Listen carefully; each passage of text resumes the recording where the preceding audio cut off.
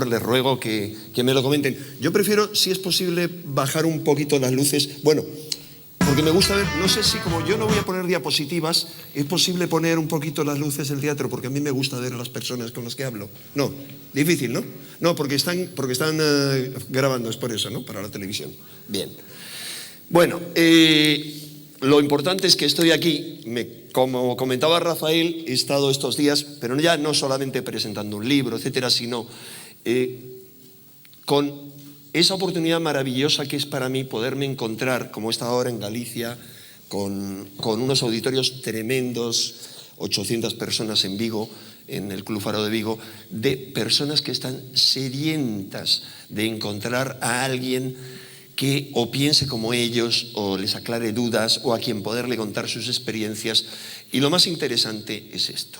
Igual que les digo, me van a disculpar, voy a ir bebiendo agua, porque el problema principal ha sido que he estado con bastante fiebre, he tenido que hacer este viaje, y gracias a Dios y a los espíritus de la luz, esta mañana me ha bajado la fiebre. Yo me planteaba, viniendo para acá, cómo me planteo en cualquier momento que puedo parar, que no tengo que estar atento a las cosas del mundo exterior, hasta qué punto tiene sentido más hablar a un auditorio como el compuesto por ustedes o por vosotros, si me permitís que os tutee, cosa que yo os pediría que hicierais lo propio, de los poderes ocultos de la mente, en un congreso que habla sobre supervivencia después de la muerte y en unas circunstancias planetarias y cósmicas como las que estamos pasando actualmente. Y pienso que sí, que tiene sentido, pero tiene sentido poniéndolo en ese contexto. Porque si uno no atiende al contexto principal, todo tiene relación entre sí. Pero estaba buscando el reloj, que creo que lo debo haber dejado en algún sitio para controlar el tiempo. No me ha dicho el amigo Rafael de cuánto dispongo. Pero les decía que creo que tiene sentido. Ahora, siempre poniéndolo en ese contexto. Creo que ustedes o vosotros, o muchos de vosotros, sois conscientes de que la Tierra, la humanidad, el sistema solar e incluso toda la zona del universo en la que estamos incluidos está pasando por un momento excepcional. Y eso es algo que no me cansaré de repetir, que no me cansaré de apuntar, insinuar lo que yo creo que significa y lo que va a significar de una forma cada vez más intensa en los próximos años, en los próximos meses, con una intensidad cada vez superior, si es que la intensidad que no estamos viviendo ya es suficientemente grande. No sé si ante otro auditorio hablaría con tanta claridad, pero cuando yo me animo a hablar cada vez con más claridad, no aquí, sino en la pequeña tribuna que tengo cada mes en el editorial de Año Cero, sobre lo que está ocurriendo, lo hago por muchas cosas. Lo hago inspirado, entre otras cosas, por mucha gente que se ha atrevido y por frases como una que casualmente esta mañana comentaban en la radio, que dijo un gran hombre, un gran hermano nuestro en la lucha por la libertad y en la lucha por el planeta Tierra, que era el reverendo Martin Luther King. Venía a decir más o menos que cuando estudiemos, cuando analicemos la historia del siglo XX, lo más terrible no será recordar las atrocidades que se cometieron, la falta de corazón, la maldad que hubo por parte de algunos, sino la cobardía que hubo por parte de otros en no alzar la voz y no denunciar lo que estaba ocurriendo. Obviamente en mi conferencia ni es una conferencia de denuncia ni viene a cuento. Todos somos conscientes de todo lo que va mal en el planeta. Creo que todos somos conscientes de que estamos fijándonos en pequeñas briznas de un todo que va con una aceleración terrible, Ese todo se llama el planeta Tierra, ese todo está incluido en el sistema solar, ese sistema solar está incluido en una zona del universo que está pasando por un proceso excepcional. Esto es algo de lo que muchos somos conscientes desde hace bastante tiempo. No solo somos conscientes, sino que lo hemos dicho. Y digo muchos. Cualquiera que se lea mis editoriales de hace 15 años y de hace 13 años, cuando viví el gran terremoto o un conjunto de terremotos tremendos en Egipto, yo lo recordaba ahí, comentaba que era parte del proceso tremendo en el que la Tierra estaba inmersa. El problema es que ese proceso nos está desconcertando a todos y está yendo mucho más allá de lo que imaginábamos. Está acelerándose más de lo que imaginábamos. Cuando estudiamos las grandes tradiciones proféticas, porque las profecías de las que la gente habla normalmente, Nostradamus y cosas así, para mí carecen de importancia. No dicen nada claro y solamente se interpretan a posteriori. Pero cuando hablamos de la gran sabiduría de los grandes pueblos, como los pueblos indígenas de América, que afortunadamente conservan esa sabiduría viva, cuando hablamos de la sabiduría hindú, vemos que hay un común acuerdo, por ejemplo, entre estas dos tradiciones. Vemos que el estudio del calendario maya o de las profecías de los aztecas sobre el quinto sol apuntan a un momento del año 2012 como punto de convergencia, de culminación de algo y como fin de algo, y no se sabe qué viene después.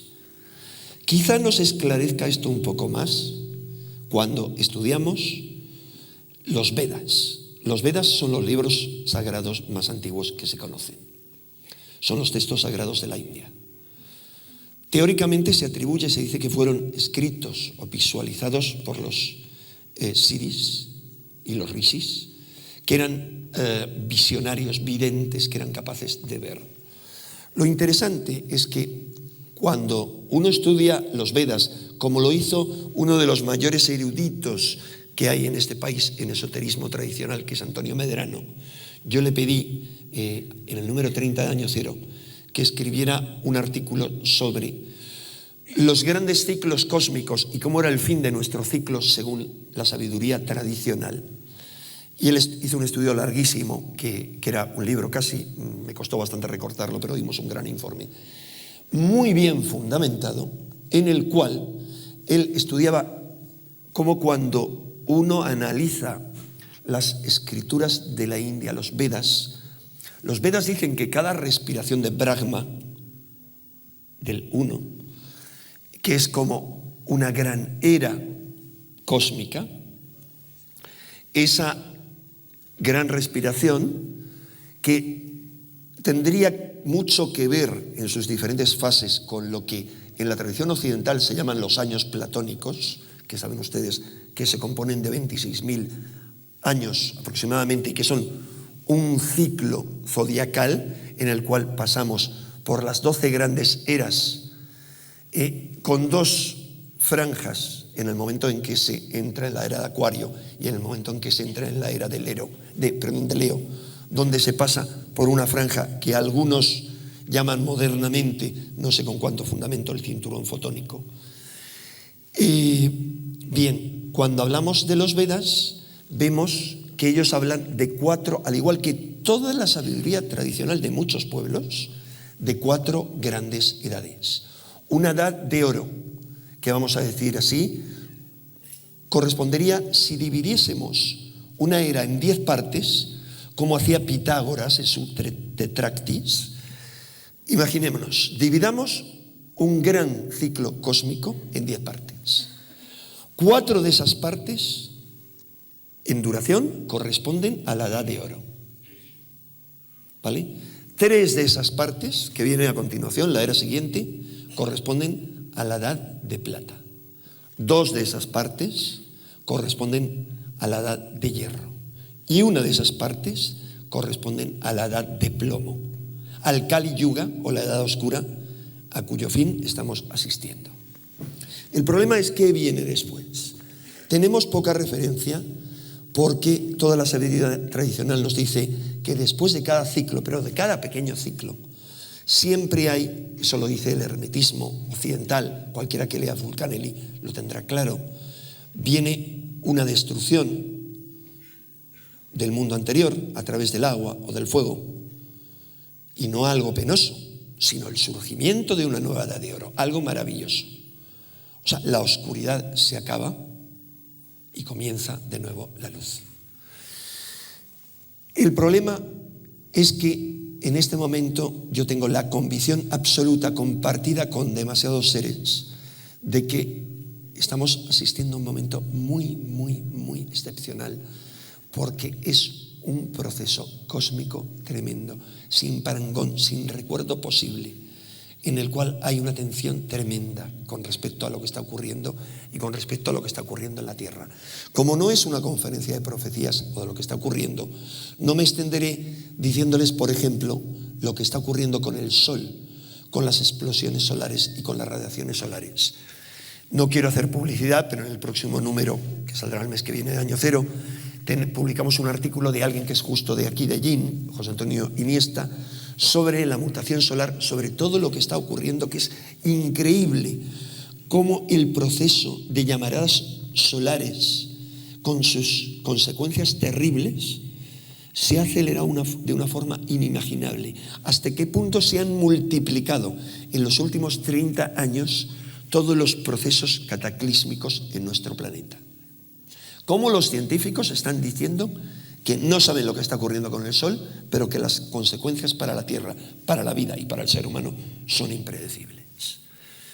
Yo diría, como siempre, que esto puede ser para mal, pero también para bien. Es decir, eso y el proceso cósmico, no tengo aquí el Año Cero del mes pasado, donde dábamos una noticia de que estaban viendo algunos científicos que el aumento y el desquiciamiento del periodo de llamaradas solares, que habitualmente era cada 12 años y ya no lo es, se debe a la zona por la que está pasando el sistema solar a través del universo.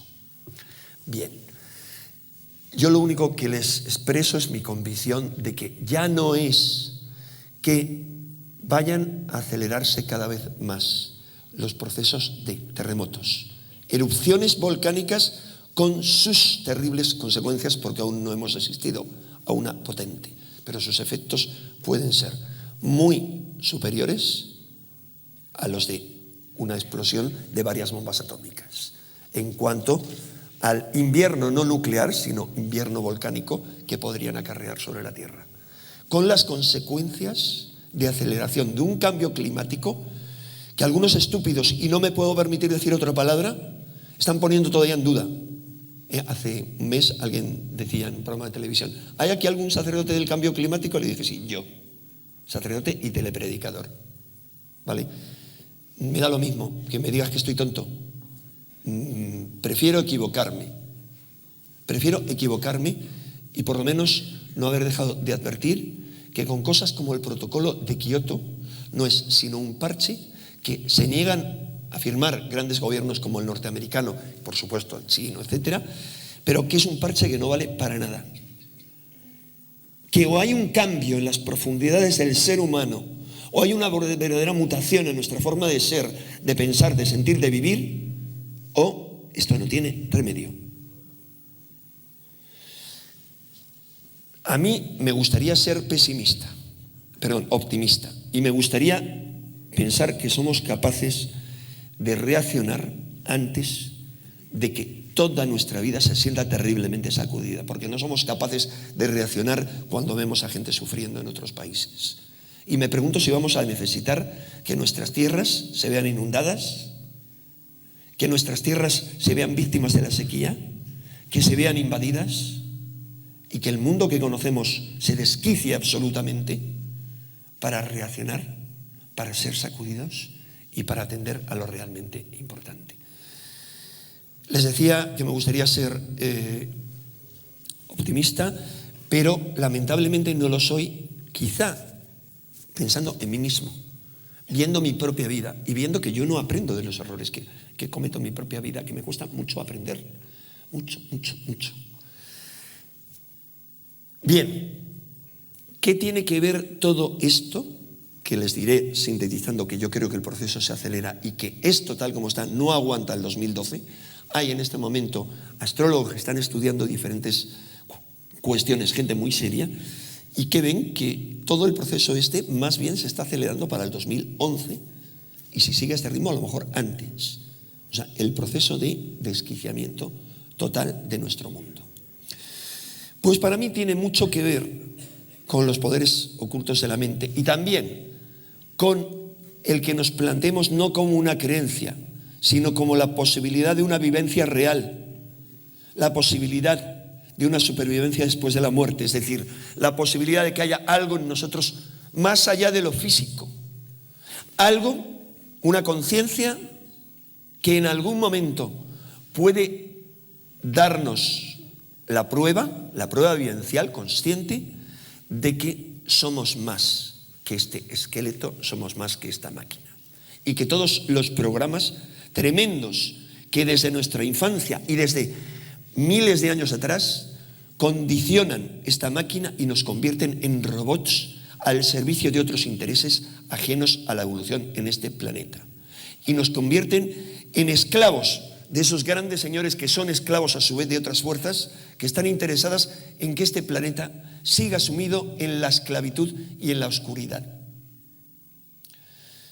Afortunadamente, yo creo que además de esas fuerzas, hay fuerzas de luz que están ahí y que están esperando a ser invocadas, a que las llamemos en nuestra ayuda, a que les pidamos que nos envíen su fuerza y su luz.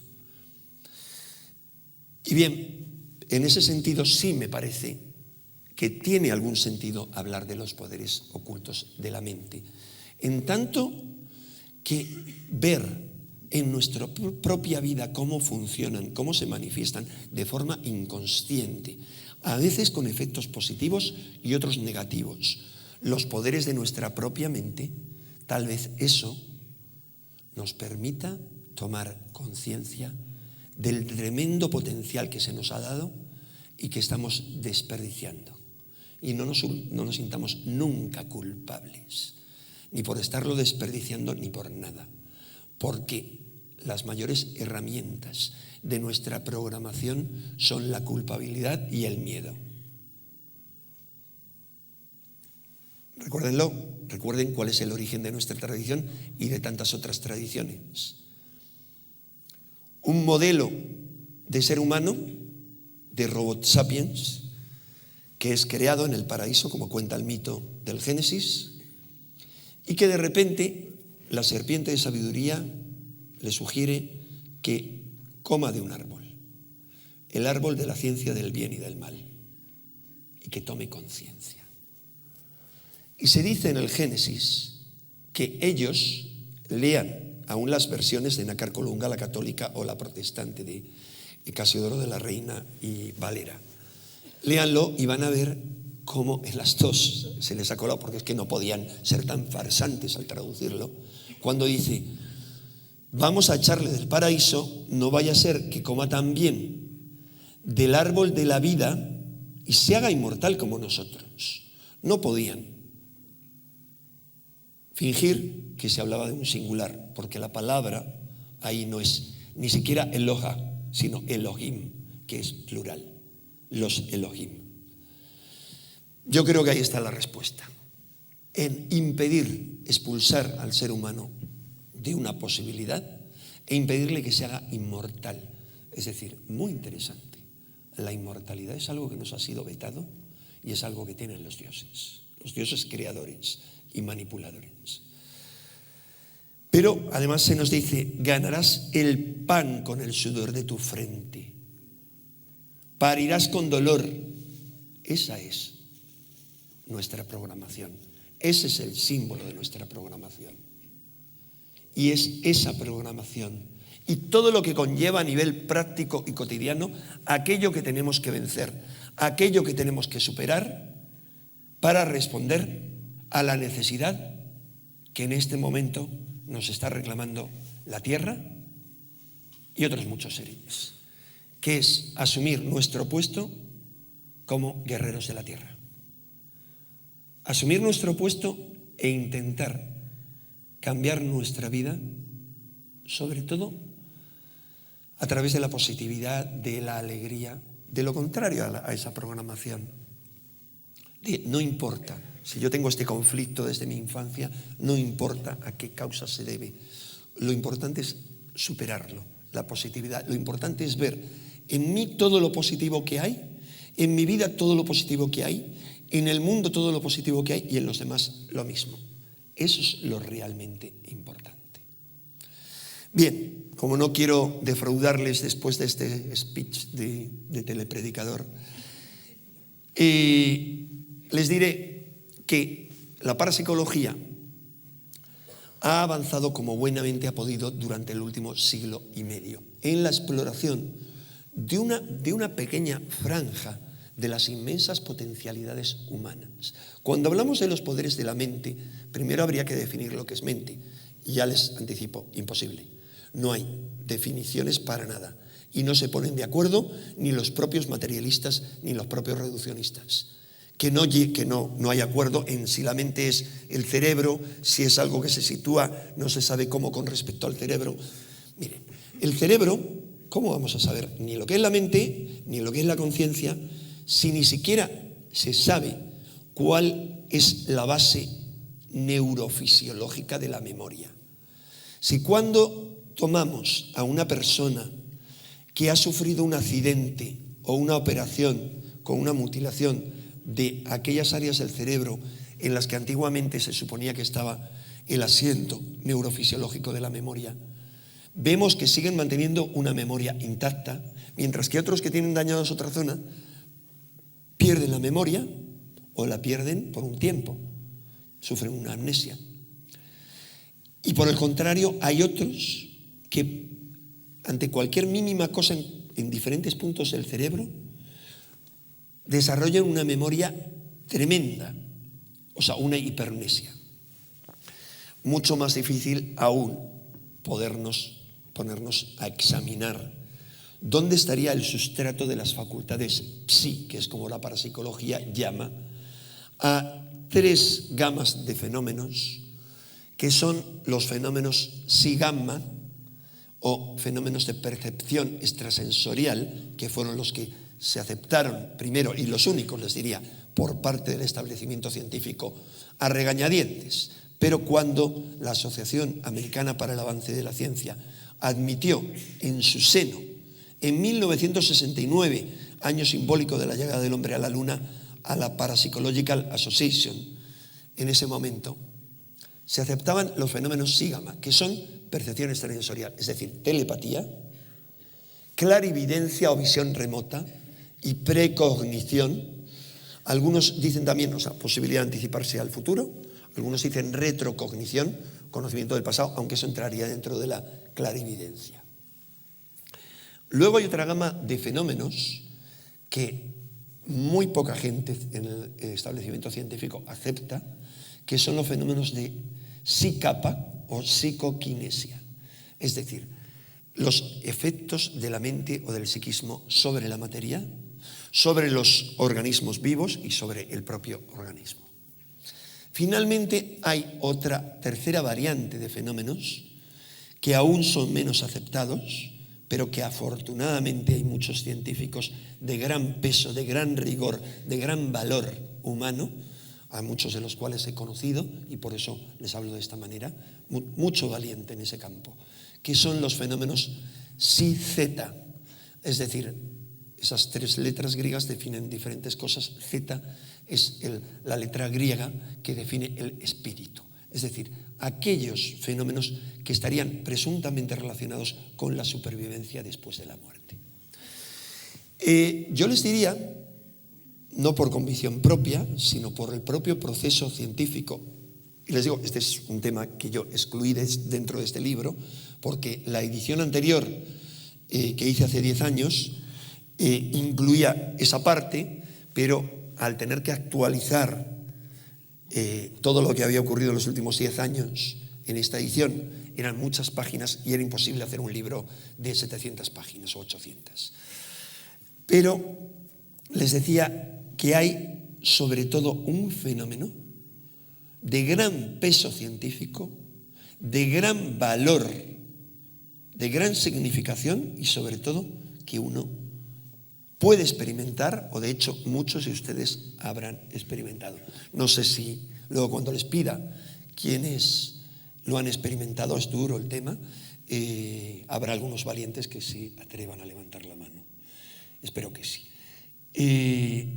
Es las llamadas experiencias fuera del cuerpo, más vulgarmente conocidas con el nombre de viaje astral, que es un nombre muy inapropiado, porque aunque aceptemos la nomenclatura, la terminología de alguna creencia particular de las muchas que hay, según la cual entre los cuerpos sutiles que tiene el ser humano hay uno llamado astral, aún en eso hay dudas cuando uno estudia los fenómenos, si es el cuerpo astral o el cuerpo etérico, o un tercer cuerpo el que se exterioriza, porque probablemente hay diferentes tipos de exteriorizaciones. Al menos por lo que yo he estudiado, en experiencias que les ha ocurrido a mucha gente y a mí mismo, al menos hay 4 tipos de fenómenos, 2 muy definidos. Y en esto estaba plenamente de acuerdo conmigo y los diferenciaba de forma radical. Un tipo fantástico al que tuve oportunidad de conocer, que era el teniente retirado Atwater. El teniente Atwater era el director de una de las 2 unidades de videntes, de visionadores remotos, de la DIA, de la Agencia de Inteligencia de la Defensa. Cuando se clausuró por presiones de los escépticos de la CIA, aún durante la administración Clinton, cuyo vicepresidente Al Gore había apoyado formalmente la investigación parapsicológica como senador, cuando se clausuró el proyecto Stargate, Atwater y el resto, él decidió que no iba a volver al ejército y es director de investigaciones del Instituto Monroe actualmente, que está, como saben ustedes, especializado en la exploración de la conciencia y de las salidas fuera del cuerpo. Y me decía Atwater, que es un hombre, les digo, de una lucidez y de una experiencia tremenda, que ha vivido estas experiencias desde pequeño, y me decía, les digo por qué es significativo, porque esto ocurre así mucho, favorecido porque sus padres pertenecían a una de las muchas iglesias curiosas, extrañas que hay en Estados Unidos, que es la iglesia del pensamiento positivo. Es una de las muchas iglesias derivadas de la Christian Science, la ciencia cristiana de Mary Baker Eddy, y que tienen que ver con el poder de la mente sobre la salud y sobre la vida, como el pensamiento positivo y la Biblia. Entonces me decía, afortunadamente de pequeñito, mis papás no me montaban la bronca cuando me meaba en la cama porque perdía el control, porque me iba del cuerpo. Y cuando yo les decía que me iba a otros sitios y veía cosas, me decían, está bien, no te preocupes, que eso es así, es el paraíso, los mundos de luz. Bien, me decía que es tan clara la diferencia entre una visión remota, cuando uno ve a distancia, o la exteriorización de la conciencia, es decir, la exteriorización de un cuerpo sutil, que es muy evidente esa diferencia. Sea como fuere, cuando uno ha pasado, aún en sus fases menores, por cualquier experiencia relacionada con esto, y uno es capaz de recordarlo, que es muy difícil, se lo digo por experiencia, salvo que uno se dedique a practicar eso, que no es mi caso, y uno trata de recordar cómo fue aquella experiencia, a veces está lo desagradable, lo terrible, el terror a no poder volver al cuerpo y a que uno se moría en aquella experiencia. Cuando uno reflexiona, uno dice, sí, yo tengo argumentos vitales de que hay una supervivencia. No sé si todo el mundo sobrevivirá después de la muerte, pero al menos mi experiencia me dice que algo en mí salió fuera de mi cuerpo. Me permito preguntarles, ¿cuántos de ustedes han tenido una experiencia de este tipo, sea eso, o sea de repente, aunque siguieran haciendo una actividad, verse o sentirse desde fuera del cuerpo? ¿Podrían, por favor, levantar la mano? Bueno, gracias por irse animando. Como no me permite el teatro ver plenamente, veo que hay un porcentaje muy significativo.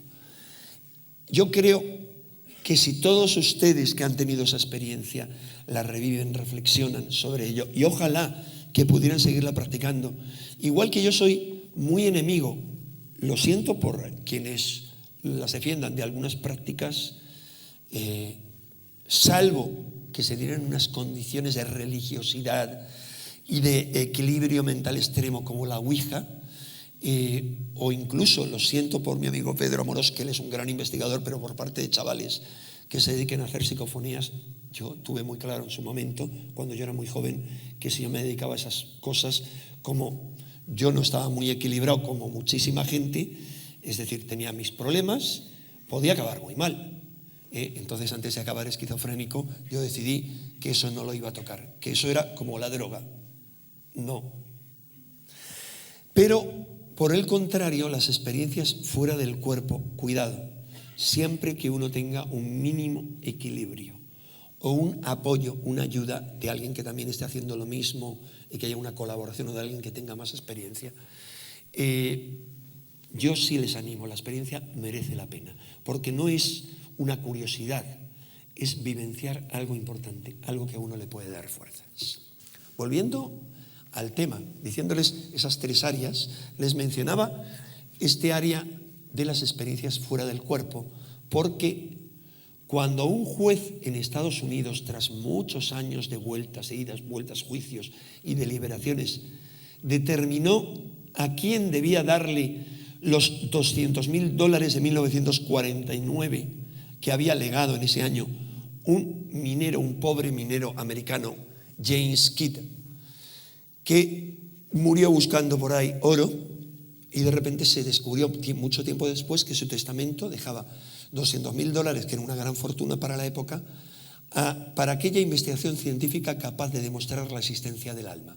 Finalmente, el juez que determinó esto determinó que a quien debía darle, se hicieron, como se puede imaginar, cientos de propuestas o docenas al menos por parte de la gente más diversa.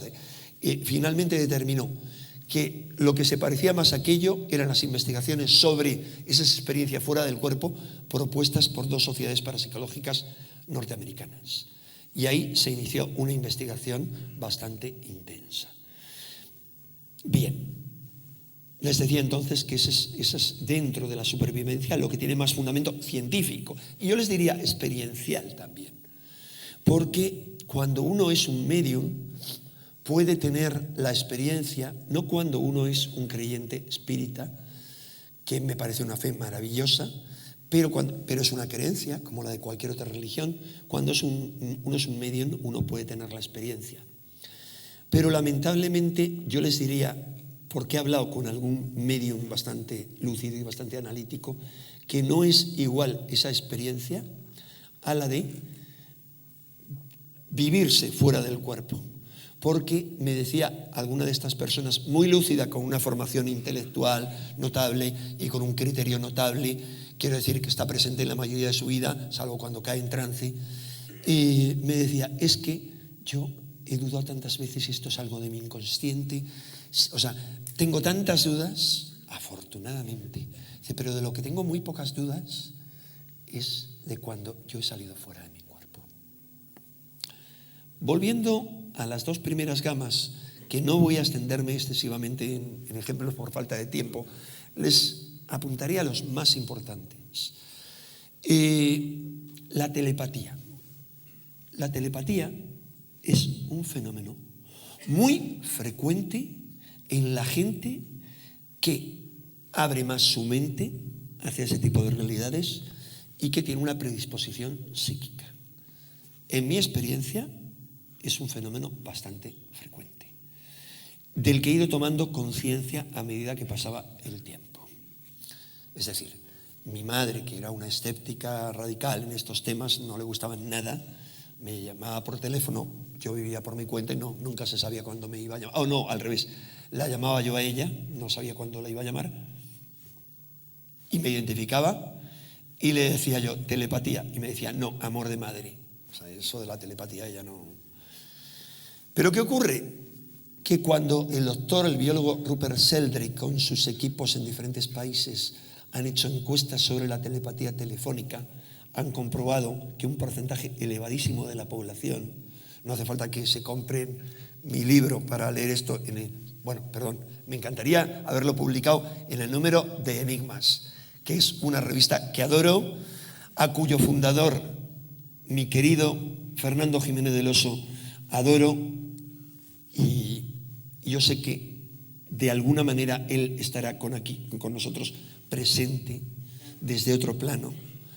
Y también a su actual director, Lorenzo, pero bueno, está publicado en Año Cero y es en el número que está ahora a la venta, los experimentos de telepatía telefónica, sintetizando un alto porcentaje de la población, dice saber a veces cuando le llama a alguien querido por teléfono quién es. En los experimentos que se han hecho pidiendo a un sujeto que seleccionara 4 personas queridas que le pudieran llamar por teléfono, y el experimentador ha llamado a uno de esos, por supuesto siempre con un control en casa del señor, es decir, con alguien controlándole, filmándole, etc. Y han llamado y le han dicho, por favor, llama por teléfono. El sujeto ha dicho, es mi mamá, es mi novio, es mi amiga o es mi compañera de trabajo. Ha acertado en algunos casos en un porcentaje que desafía salvajemente el azar. Aún en general la estadística suficientemente significativa. Y esto en condiciones de control. Se ha estudiado mucho también hasta qué punto la telepatía es algo muy presente en las relaciones madre e hijo, sobre todo en los primeros meses, pero también en los primeros años, y hasta qué punto este vínculo sobrevive tiempo después. Y hay muchos estudios, hay muchos científicos en muchas áreas que apoyan esto por sus experiencias, por sus investigaciones, por sus encuestas, pero de nuevo los equipos de Rupert Sheldrake acaban de publicar recientemente, en este último mes, 2 estudios sobre la telepatía entre bebés y madres nutricias, es decir, las personas que les dan el pecho o les cuidan cuando su mamá está trabajando, cómo la vinculación telepática también es entre quien hace las funciones de madre. Pero en otro estudio más antiguo, testaron algo que habían oído a muchas madres y comprobaron que era así, según esa encuesta, que a las madres de bebés recién nacidos que tenían que volver al trabajo habían observado que sus pechos comenzaban a rezumar leche en determinados momentos en los cuales su bebé estaba nervioso, las necesitaba, y lo comprobaban porque recibían una llamada telefónica, o ellas, que eran conscientes de que eso ocurría, lo hacían. Interesante. Interesante de la misma manera observar que eso no es una facultad, no es un poder exclusivo de la mente humana, que si hablamos de mente o hablamos de alma, tenemos que incluir a los animales. Sí, ¿por qué no vamos a incluir a los animales? ¿Por qué alguien va a ser tan estúpido? Alguien que acepte el concepto de alma, si uno es un materialista me parece muy bien, de decir que el ser humano tiene alma y el animal no va a tener alma, que significa animado. No voy a la terminología, voy a hechos concretos. Por mi experiencia y la de otra mucha gente con animales, tengo claro que hay animales de sensibilidad psíquica y de sensibilidad anímica tan diferente entre sí como unos humanos a otros.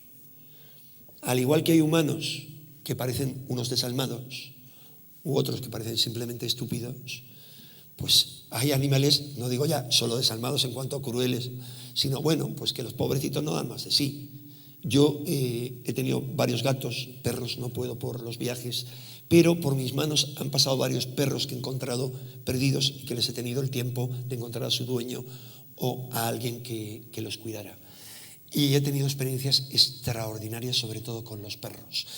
Entiendo que esas experiencias extraordinarias también tenían que ver con el hecho de que el perro nos seleccionara a mi mujer y a mí. No tengo ninguna duda de ningún género, porque el grado de telepatía de un perro que había perdido por el pueblo fue extraordinario desde un primer momento. Luego nos enteramos que era un perro que había vivido siempre en una fábrica, en el campo, se había escapado porque habían muerto sus 2 compañeros y le habían dejado solo. Pero fue un perro que desde el principio le dije, mira, tú aquí te voy a poner comida, pero en casita no. Y el perro, que no estaba educado, no pasó de la entrada. Algunos dirán, y con toda la razón, los genes, vale. Tengo 2 gatos, hay una gata, bueno, que es normal y corriente, muy buena gata, pero nada más, muerta de miedo, de todo, entre otras cosas, del control que el pequeñito, desde muy pequeñito, le impone. El pequeñito es muy inteligente, y el pequeñito, desde el principio, ha captado claramente mi imagen mental, como la otra captó determinada cosa, determinado gesto muy habitual que ella hace y que no hace ningún gato que yo, bueno, lo harán otros, pero hago pocos gatos, que es arquear, cuando yo le pongo la mano para hacer una caricia, arquear el lomo y dar un bote para arriba para que le toque el lomo. Pero eso es una tontería. En el caso del gatito pequeño, yo le indiqué mentalmente que la forma de pedir su comida predilecta era subirse a la pierna y abrazarme. Bueno, el 99% de las veces solo se sube a la pierna, se queda así un ratito subido con las patitas. A veces abraza.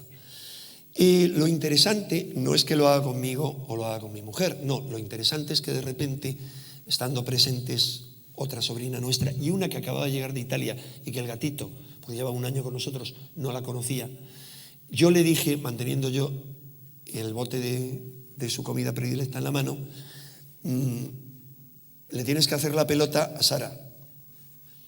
No le voy a decir, yo digo eso por decirle algo, no le digo nada y lo mismo. Y efectivamente fue y se abrazó a la pierna de la persona que para él, la niña que para él era desconocida. Me dirán muchos de ustedes que es una tontería. Yo no contaría este tipo de tonterías si no fuera porque fueron precisamente experiencias de este género, las realizadas por el famosísimo domador de circo Vladimir Durov a principios del siglo XX, y después, al poco de estallar la Revolución Soviética, los que llevaron a uno de los grandes popes de la neurofisiología rusa, el compañero de Pavlov, famoso por los perritos de Pavlov, los experimentos que les hacía, que era Bechterev, el académico Bechterev, le llevó a él y al ingeniero Katinsky a estudiar científicamente la telepatía.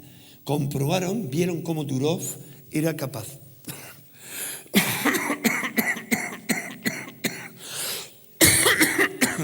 de pedirle a sus perros, sobre todo a uno de ellos, estando en una habitación, que fueran a otra habitación y que le buscara ciertos papeles que previamente y con el control de estos científicos él había situado sobre la mesa. O sea, no un papel cualquiera, sino determinado montón que le sugería mentalmente.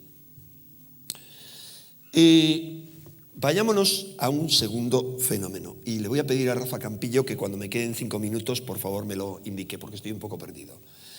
El segundo fenómeno, que es mucho menos frecuente que la telepatía, es la precognición, la posibilidad de anticiparnos al futuro. Es una posibilidad tremendamente discutible, pero cuando la estudiamos en animales es mucho más interesante. Vemos que durante el tsunami que asoló el sudeste asiático en 24 de diciembre del año pasado, se veía como reservas naturales de Ceilán y otros países repletas de animales, en las tomas que se hacían desde arriba, desde avión, apenas se veían cadáveres de animales. Es más, se vio que en una de ellas, la reserva, no recuerdo ahora el nombre, no quiero meter la pata, se encontraron 600 víctimas humanas. E insisto,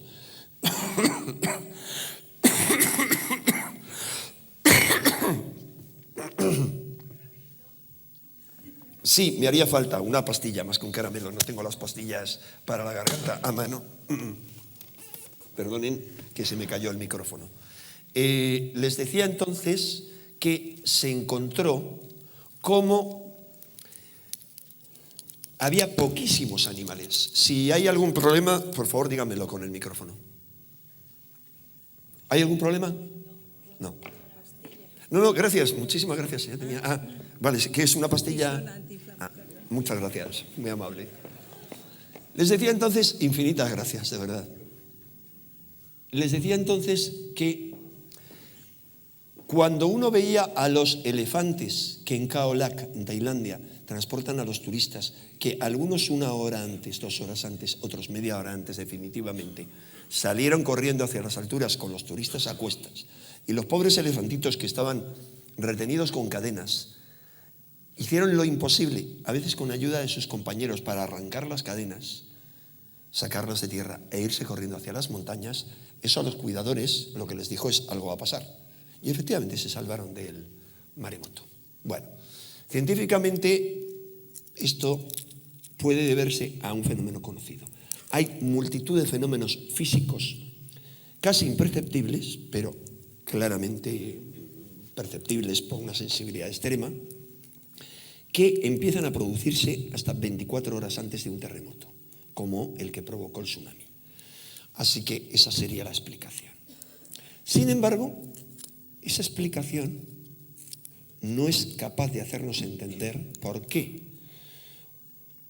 cuando iba a producirse un bombardeo de la OTAN sobre Sarajevo, los animales del zoológico del Sarajevo, media hora antes aproximadamente, comenzaban a organizar una algarabía terrible, terrible. Eso lo observaron bien los cuidadores y la prensa de Sarajevo lo publicó con grandes titulares. De la misma manera, alguien puede decir que cuando los aviones de la Luftwaffe iban a bombardear Londres, los perros y los gatos, muchos perros y muchos gatos ingleses, media hora antes, 1 hora antes en ocasiones, otras 20 minutos antes, mucho antes de sonar las alarmas, hacían señas a sus dueños para irse a los refugios o directamente se marchaban a los refugios. Uno podría pensar que su sensibilidad era tal que oían los motores. En algunos casos esto es imposible porque los aviones aún no habían despegado de sus bases en Bélgica o en Normandía. Es lo mismo con los aviones aliados bombardeando Berlín, no solo con perros, con gatos, sino un escritor alemán cuenta cómo él vivió una experiencia con unos amigos suyos que le decían que eso era frecuente, que tenía un loro, y durante uno de los ataques, 20 minutos antes de sonar la alarma, el loro empezó a subir el ala y decía: allá arriba, allá arriba. Era la forma que él tenía de avisar de un ataque. Bueno, insisto, puede ser una gran sensibilidad. Explicación imposible cuando eran las V2, que tardaban 2 minutos en despegar de las costas europeas y caer sobre Londres en picado. Eran misiles que caían en picado. 2 minutos. Y había perros y gatos que reaccionaban con 20 minutos de antelación. Esto tal vez nos ilustre un poco sobre un hecho estadístico y un hecho más subjetivo.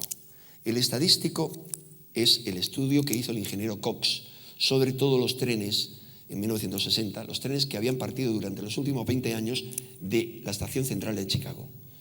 Él hizo un análisis muy exhaustivo y comprobó claramente que aquellos trenes que del año 40 al año 60 habían tenido un accidente iban con menos pasajeros que el resto de los trenes, y aquellos vagones donde había habido muertos y heridos llevaban menos pasajeros que el resto.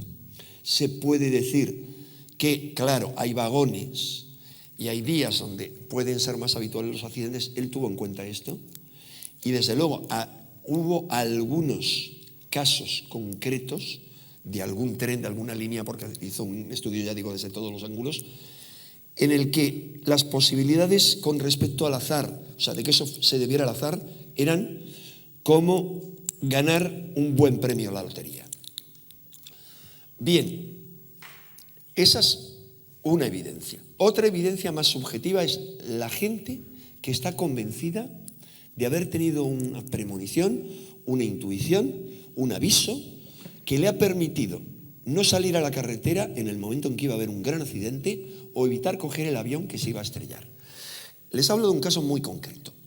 Hay 2 grandes accidentes en la historia de la aviación Civil Española, a lo mejor me equivoco y hay un tercero y no lo conozco, que son el del aeropuerto de Los Rodeos.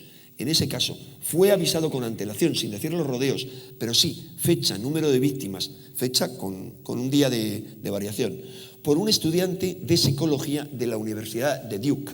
No era casualidad que fuera la Universidad de Duke, porque era donde estaba el laboratorio de parapsicología fundado por los esposos Ryan.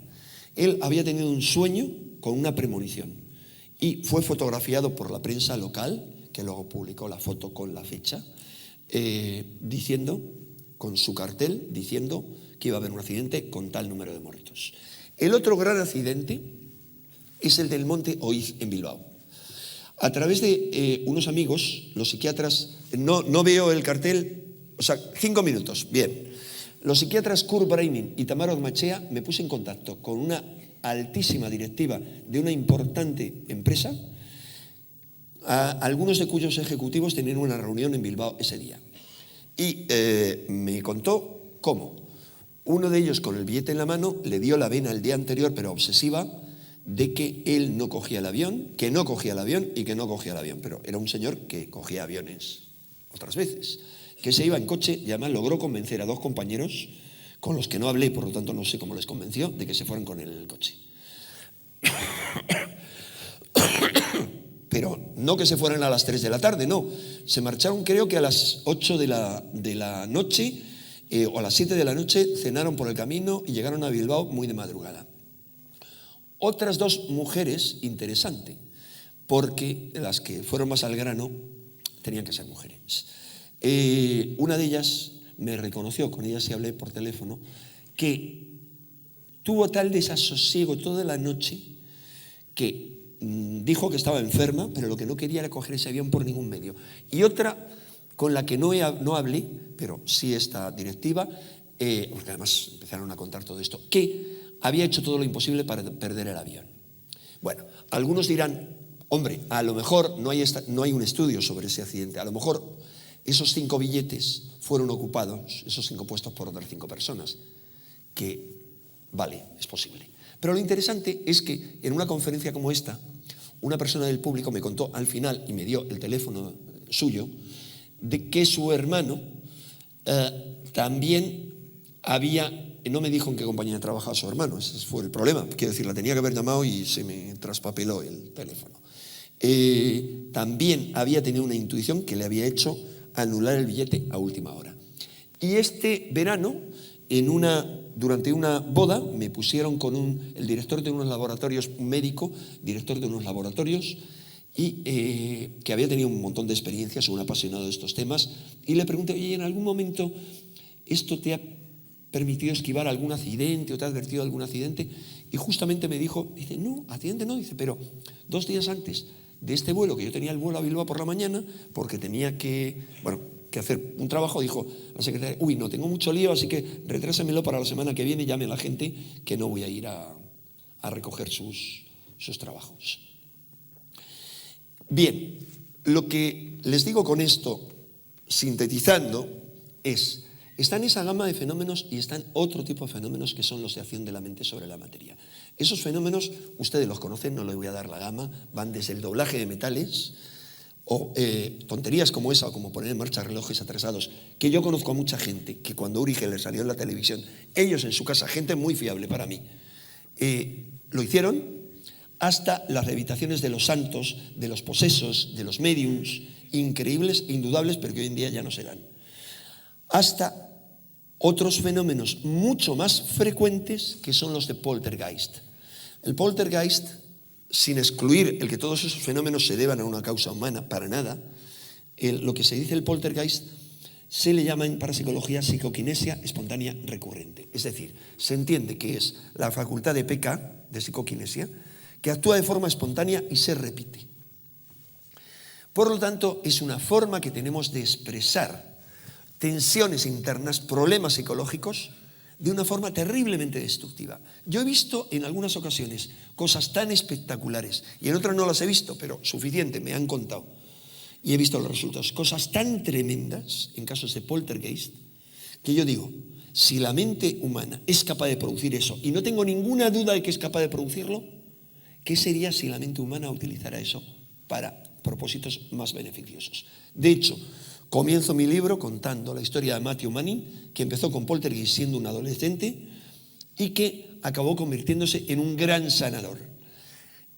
La forma más visible de cómo actúa la psicoquinesia no es ya solo lo que nos ocurre a muchos, y eso está estudiado en laboratorio, de interferir en ocasiones con aparatos eléctricos, alterar luces en los luces de la calle incluso, o afectar a los ordenadores. Se han pagado estudios por compañías de ordenadores para demostrar hasta qué punto, estudios de parapsicología, el estrés del usuario altera el funcionamiento del ordenador, sino la capacidad increíble y muy comprobada por cientos de estudios científicos rigurosos que tienen las manos humanas, las de cualquiera, de poder curar, en directo o a distancia. Y la sugestión es muy importante, pero hay algo muy simple. Cualquiera que, como yo, haya visitado a curanderos, los haya visto en acción, habrá visto que los buenos curanderos, o uno mismo, si uno ejerce eso, es capaz de curar a bebés o animales. Y ni los bebés ni los animales tienen capacidad autosugestiva. Así que hay algo real que, insisto, está suficientemente investigado. Bien, lo importante, les digo, es que si ese más otro potencial muy superior a todo ese, que se manifiesta de las formas más diversas, somos capaces de ponerlo al servicio de una voluntad férrea por una causa positiva, que yo creo que es solamente capaz, eso ya es una pura creencia, de hacer eso nuestro espíritu si le dejamos manifestarse, cosa que es, me parece, la tarea más difícil.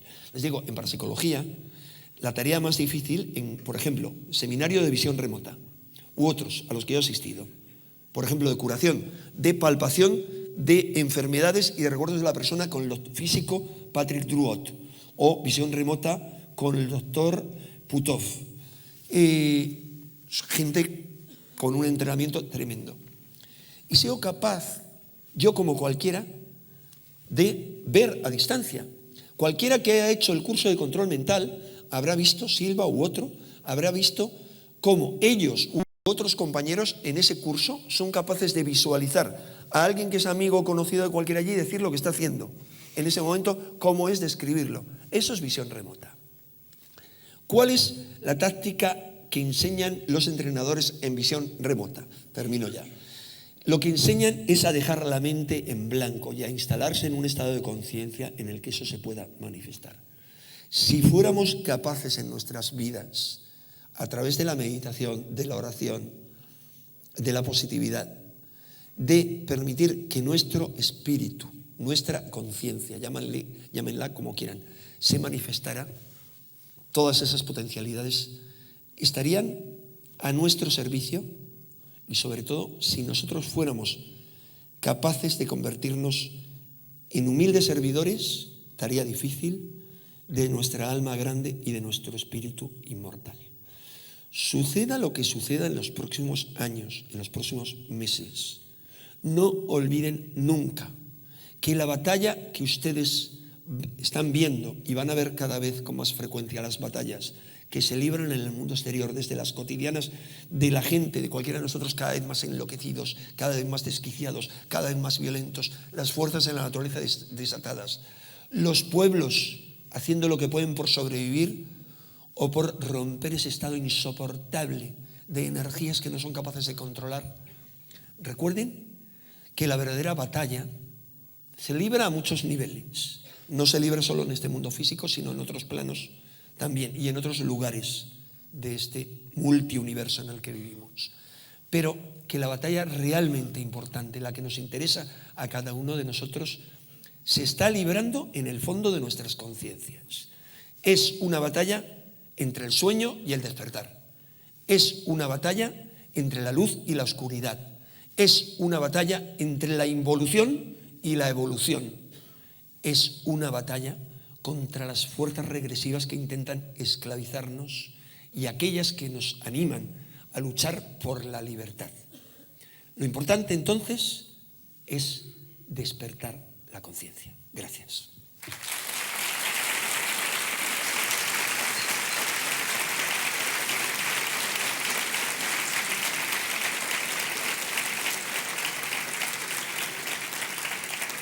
Muchas gracias, Enrique. Vamos a dar lugar, si hay alguna pregunta entre el público.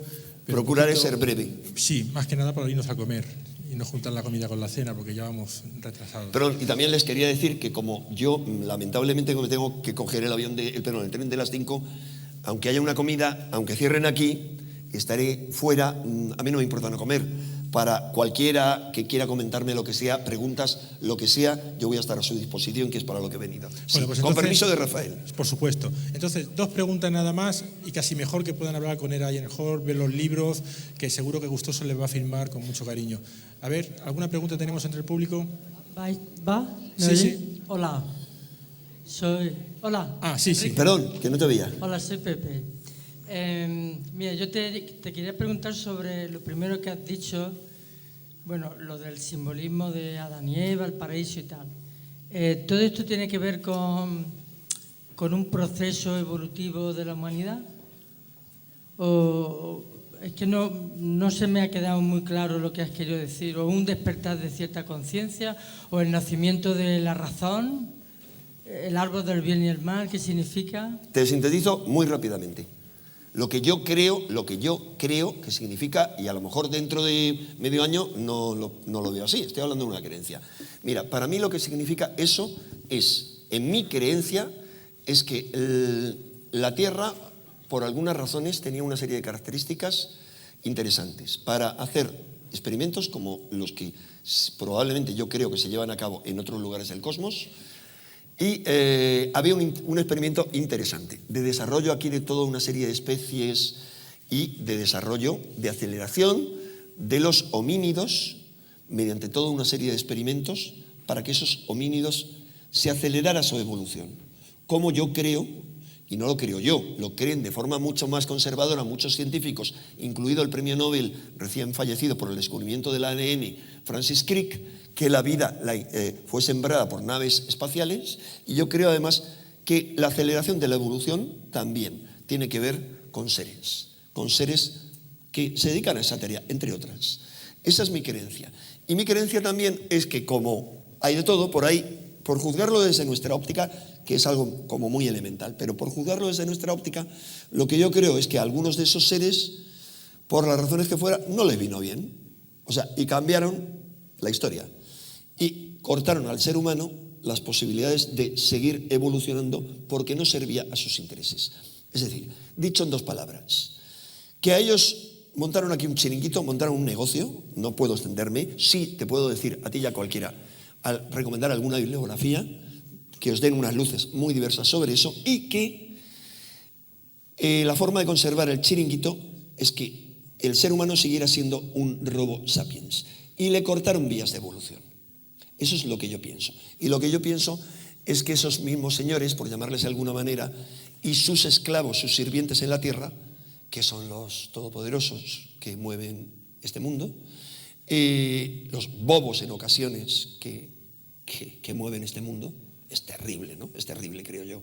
Que, como sabemos, en toda civilización, bueno, hay una teoría, todas las civilizaciones, todas las culturas se inician con un rey, un emperador que tiene un nombre y acaban, esto es una leyenda común a muchas civilizaciones, y acaban con el mismo tipo de nombre. Y a mí me parece terrible que la historia de Estados Unidos haya empezado con un George W. Washington y acabe con un bobo cuyo apellido se inicia por la misma letra. Me parece muy terrible, pero lo que decía en cuanto a... Es que de verdad es escandaloso, pero es así. Pero bueno, bibliografía. Recomiendo de todo una novela maravillosa de una mujer extraordinaria que tiene el Premio Príncipe de Asturias de Literatura, que es Doris Lessing. Doris Lessing, que ahora se conoce como una gran novelista feminista, bueno, de un feminismo maravilloso. Todas sus obras de ciencia ficción, ella dicen que son lo mejor, y yo les digo que también. Y recomiendo sobre todo la lectura de Shikasta. Shikasta es la crónica de la que esta mujer, esta iniciada, íntima amiga de Iris Shah, el gran autor sufí, ella ha contado lo que ella cree sobre la evolución de este planeta. Shikasta es la crónica de la Tierra narrada por un funcionario espacial. Yo creo que eso da más respuestas que cualquier otra cosa. Luego ya, yéndonos a otro tipo de novelas, canalizadas, pero bueno, para mí novelas, que me fascinan, me encantan y me interesa mucho más esas novelas que todos los libros de texto.